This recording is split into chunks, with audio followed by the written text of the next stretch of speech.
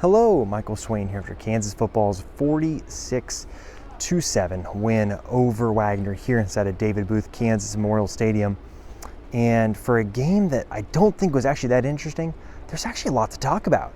And I don't know if that's a good thing or a bad thing, so we'll kind of have to talk through it here over the next few minutes. This won't be as long as some of our other ones, but again, we'll try and hit a lot of topics. I think my headline for this game is just generally, KU does what it should against an FCS team like Wagner, but I still have questions going into next week's game against Missouri. And I think we got to start at linebacker, right? That's where there's going to be some news coming out after this game. Bengali Kamara, obviously I think one of the stars of KU season opener against Fresno State. We talked about him here on this video. We talked about him on the website all week, like a guy that flashed. Well, he's going to be out for a while. Lance Leipold said that he suffered a non-contact injury at practice on Wednesday. His status won't be known for a while, according to Leipold, and that's a huge, huge blow for Kansas, right? You look at the linebacker room, and going into camp, going into the season, right, the feeling was that there was plenty of depth. Well, Joseph Sipp Jr. didn't dress today. He's injured.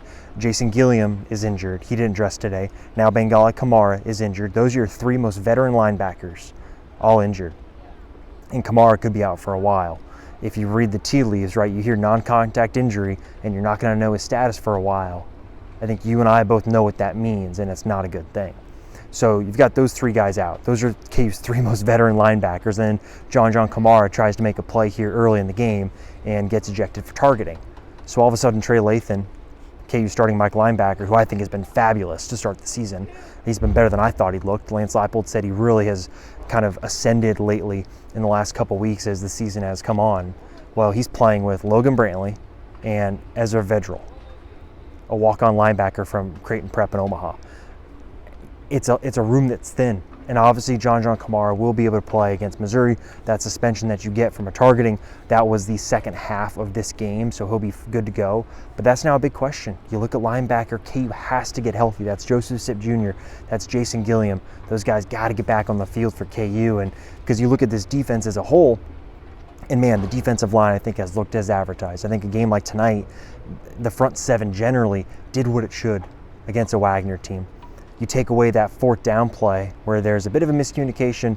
Vedral doesn't take the best angle to get to the guy, and he takes it for a touchdown. That's 45 yards. Well, you take away that, and all of a sudden you're talking about a team that had less than 100 yards on 50 plays, right? That's good. And even look, let's be real here.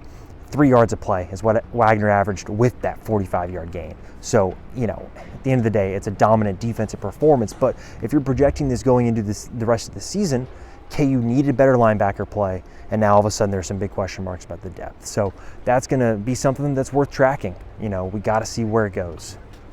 Elsewhere defensively, look, defensive backfield, they didn't get tested today.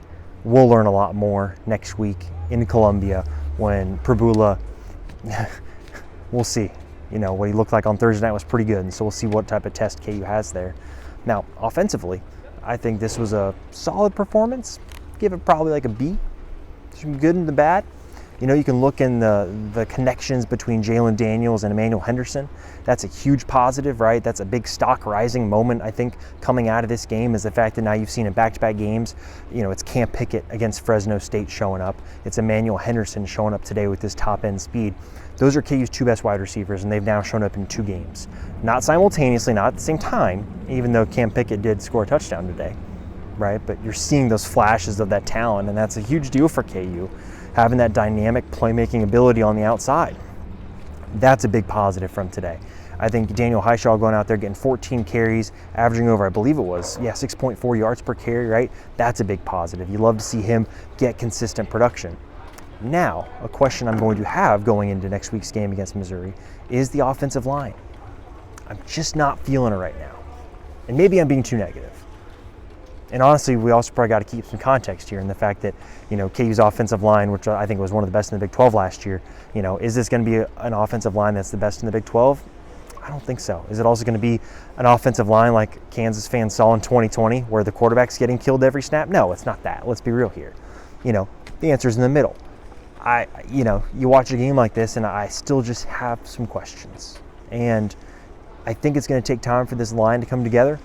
again, I'll keep mentioning, right, next week against Missouri is going to be a really big time for this line to get tested, right? That defensive front for Missouri is legit. They've got studs, and it's going to be really interesting to see how KU's offensive line holds up, both in the run game and the pass game.